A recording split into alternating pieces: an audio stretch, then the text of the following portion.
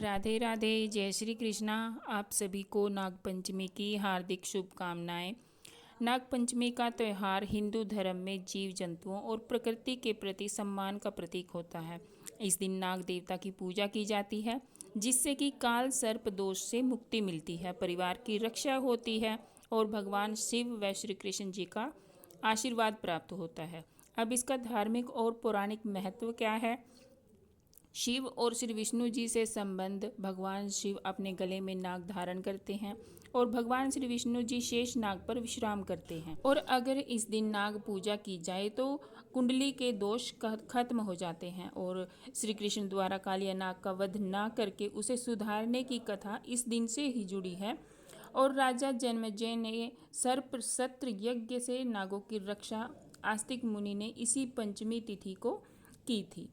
और मुख्य परंपराएं क्या हैं? घरों की दीवारों या दरवाजों पर गोबर, हल्दी या फिर कुमकुम से नाग के चित्र बनाए जाते हैं और नाग मंदिरों में जाकर दूध, पुष्प, मिष्ठान का भोग लगाया जाता है। इस दिन जमीन ना खोदने की मान्यता है, ताकि जमीन के भीतर रहने वाले जीवों को नुकसान ना पहुंचे। ये सभी बातें नाग पंचमी से जुड़ी हैं। आइए अब सुनते हैं नाग पंचमी की कथा। प्राचीन काल की बात है कि एक नगर में एक सेठ रहा करता था। उसके 7 पुत्र थे। सबका विवाह हो चुका था। सेठ जी के सबसे छोटे पुत्र की बहू बहुत सुशील थी, लेकिन उसका कोई भाई नहीं था। एक दिन घर की बड़ी बहू ने सभी बहुओं को घर लिपने के लिए पीली मिट्टी लाने के लिए जंगल चलने को कहा। जब मिट्टी लाने के लिए उन्होंने खुरपी से खुदाई शुरू की तो वहाँ एक सांप निकला। यह देखकर बड़ी बहू घबरा गई और खुरपी से उस सांप को मारने लगी। इसे देखकर सबसे छोटी बहू ने कहा, दीदी, यह तो निर्दोष है, आप इसकी हत्या मत करो। छोटी बहू की बात सुनकर बड़ी बहू ने उस सांप को छोड़ दिया। सांप दूर जाकर बैठ गया। छोटी बहू उसके पास गई और बोली, तुम यहीं रुकना, मैं थोड़ी देर में आती हूँ। छोटी बहू इसके बाद घर चली गई और अपने कामों में व्यस्त हो गई और सांप को बोली हुई बात भूल गई। अगले दिन जब आया तो वह सांप के पास दूध लेकर गई। उसने देखा सांप वहीं बैठा इंतजार कर रहा था। बोली, भैया मुझे माफ़ कर दो, मुझसे भूल हो गई, मैं काम में लग गई और यहाँ आना भूल गई। यह सुनकर सांप बोला, तूने मुझे भैया बोला है, इसलिए मैं तुझे छोड़ देता हूँ, वरना झूठ बोलने के लिए मैं तुम्हें अभी डस लेता। ऐसा कहकर सांप दूध पीने लगा और बोला, आज से तू मेरी बहन हुई, तुझे जो चाहिए मांग ले। छोटी बहू बोली, भैया मेरा तो कोई भाई नहीं है, आपने मुझे बहन बना लिया है, यही मेरे लिए सबसे बड़ा उपहार है और मुझे कुछ नहीं चाहिए। बस अब मैं जब आपको मन से याद करूं, आप मेरे पास आ जाया करना और मुझे कुछ नहीं चाहिए। कुछ दिनों के बाद सावन का महीना आया। सेठ जी की सभी बहुएं अपने अपने मायके जाने लगी। जाने से पहले छोटी बहू से बोली, तेरा कोई पीहर नहीं है, तू कहाँ जाएगी? इस बात से छोटी बहू को बहुत दुख हुआ। वो रोते हुए अपने सर्प भाई को याद करने लगी। सर्पदेव ने अपने कहे अनुसार मनुष्य का रूप धारण किया और उसके घर पहुंच गया। वहां पहुंचकर सांप ने छोटी बहू के ससुराल वालों से आग्रह किया कि वह छोटी बहू को लिवाने आए हैं और उसे भेज दे। इस पर सेठ जी ने कहा, लेकिन इसका तो कोई भाई नहीं है, तुम कहाँ से आए हो? इस पर सांप ने कहा, मैं इसका दूर का भाई हूँ, इसे घर ले जाने आया हूँ।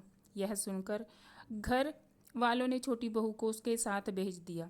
रास्ते में सांप ने छोटी बहू को बताया कि वो उसको नागलोक ले जा रहा है, अगर उसे डर लगे तो वह उसकी पूंछ पकड़ ले। इस तरह वह दोनों नागलोक पहुंच गए।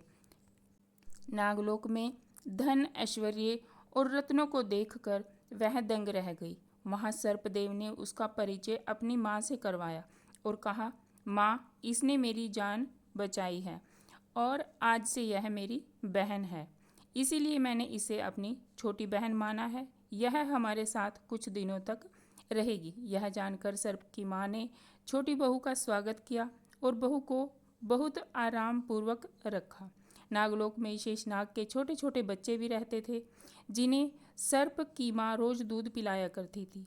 वह रोज दूध ठंडा करती और फिर घंटी बजाकर उन नन्हे सांपों को दूध पिलाने के लिए बुलाती। एक दिन छोटी बहू ने माँ से कहा कि वह छोटे सांपों को दूध पिला देगी। उसने एक पात्र में दूध डाला और जल्दबाजी में दूध ठंडा होने से पहले ही घंटी बजा दी। घंटी की आवाज़ सुनते ही छोटे छोटे सांप आ गए और गर्म दूध पीते ही उनके फने जल गए। इस पर वो क्रोधित हो गए और बोले, माँ, हम इसे डसेंगे। यह सुनकर छोटी बहू उनसे माफ़ी मांगने लगी। इस पर उसकी माँ ने बच्चों को उसे डसने से मना कर दिया। इसके बाद उसके भाई ने उसे घर छोड़ने का निश्चय किया। सर्प और उसकी माँ ने उसे बहुत सारा धन दौलत रत्न आभूषण देकर विदा किया। जब छोटी बहू इतना सारा धन लेकर अपनी ससुराल पहुंची तो उसकी जेठानियों को जलन होने लगी। बड़ी बहू ने कहा, तुम्हारे भाई ने इतना कुछ दिया है, इतना सोना झाड़ने के लिए उसे सोने की झाड़ू भी दी है। यह सुनकर सर्पदेव महामनुष्य के रूप में आ गए और अपनी बहन को सोने की झाड़ू भी दे दी। साथ ही अपनी बहन को मणि और हीरों से सजा एक बहुत खूबसूरत हार भी उपहार में दी। धीरे धीरे यह चर्चा पूरे गांव में होने लगी। यह बात राजा के महल तक रानी के पास भी पहुंच गई। रानी ने राजा से कहा, वो हार मुझे चाहिए। राजा ने अपने सिपाही भेजकर वो हार मंगवा लिया। सेठ जी भी राजा के आदेश के सामने कुछ नहीं बोल पाए। इससे छोटी बहू बहुत दुखी हुई। दुखी मन से उसने अपने भाई सर्प को याद किया। सर्प अपनी बहन के लिए तुरंत वहाँ पर हाजिर हुआ और बोला, राजा स्वयं उस हार को लौटा देंगे। वहीं दूसरी ओर रानी ने वो हार पहना तो सांप में बदल गया। रानी ने डरकर उसे उतार कर फेंक दिया। यह देखकर राजा ने छोटी बहू और सेठ जी को दरबार में बुलाया और बहू से कहा, इसमें तूने क्या काला जादू किया है? छोटी बहू बोली, हे राजन, मैंने कोई काला जादू नहीं किया। यह एक विशेष प्रकार का हार है। यह मेरे अलावा किसी और के गले में नहीं टिकता। यह हार मुझे मेरे भाई सर्पदेव ने दिया है। वह सभी उसकी बात को नहीं मान रहे थे। इतनी देर में उसके भाई सर्पदेव वहाँ खुद प्रकट हुए और बोले, मैंने इसे अपनी बहन माना है और यह हार मैंने इसे उपहार में दिया है। यह देखकर सभी लोगों ने नाग देवता को प्रणाम किया। ऐसा माना जाता है कि उस दिन नाग पंचमी तिथि थी, इसीलिए तब से नाग पंचमी का त्यौहार मनाया जाता है और नाग देवता को भाई के रूप में पूजा जाता है। तो यह थी नाग पंचमी की कथा। आपको यह कथा कैसी लगी कमेंट बॉक्स में ज़रूर बताएं। वीडियो अच्छी लगी हो तो लाइक शेयर अवश्य करें और ऐसी ही धार्मिक और पौराणिक कथाओं के लिए हमारे चैनल को सब्सक्राइब करें।